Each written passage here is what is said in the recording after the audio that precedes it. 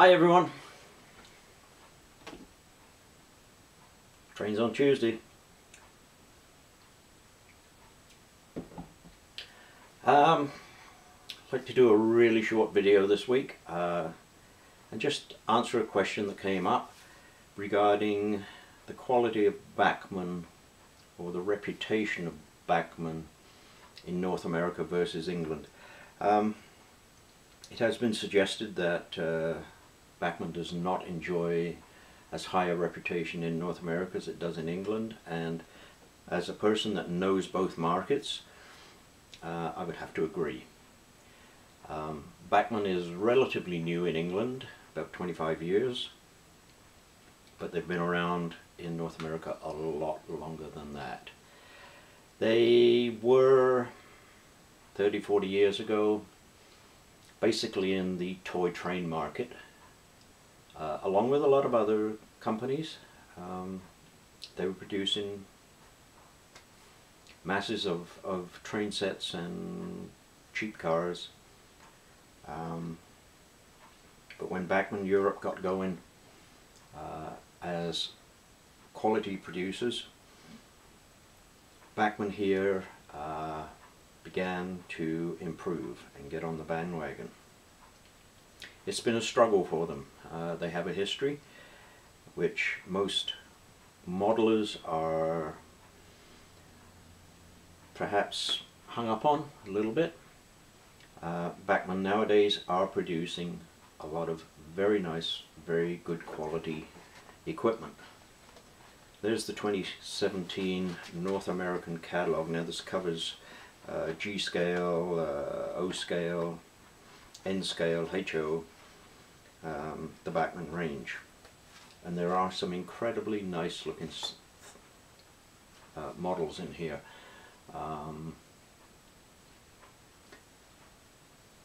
Bachmann was one of the first to have DCC on board in North America, and the locomotives, the introductory locomotives for that, were extremely well priced. Extremely well priced. Kudos to Bachmann for that one. Nowadays they have sound on board. You can get them DCC ready, you can get them DCC equipped, you can get them DCC with sound. Some really good stuff. However, Bachmann really hasn't come full circle or fully into the upscale market as yet. And there's a prime example here. These grain cars, which are, most of them, Canadian road names. They look nice. I've seen a lot of them out on layouts, some at the big shows, some of these cars, but there's a big problem with them. It's not the right car for those paint schemes. These particular paint schemes, Canadian paint schemes, are not out there in the real world on this type of car. Quite inaccurate. Bachmann needs to do a little more research. These are not cheap. Suggested retail on this is $28. That's not cheap, and they're wrong. They're not correct. Bachmann still has some work to do. One of the big things they did in trying to get into the new market, they introduced, at about the same time as Bachmann Europe got going, they introduced the Spectrum series. They were similar to the English built ones at the time in terms of how they were constructed. They were the split chassis, really heavy, really good pullers. Unfortunately, they had a problem.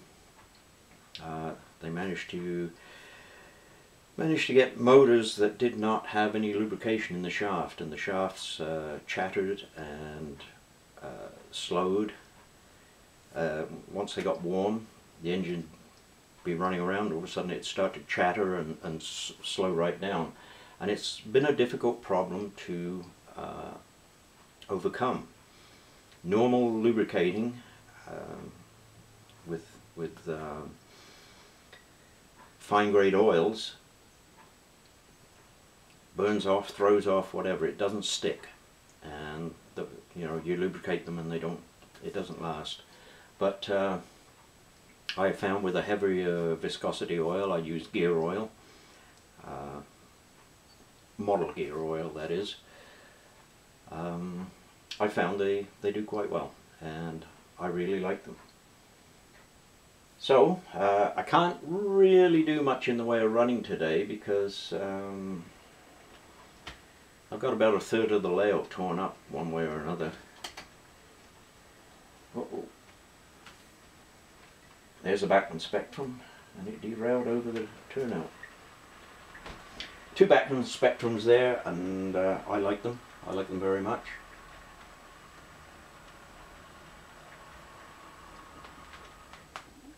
We'll stop those there.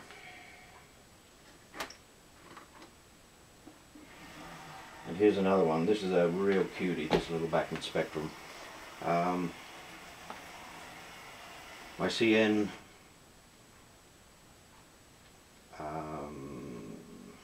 70 tonner, GE 70 tonner. There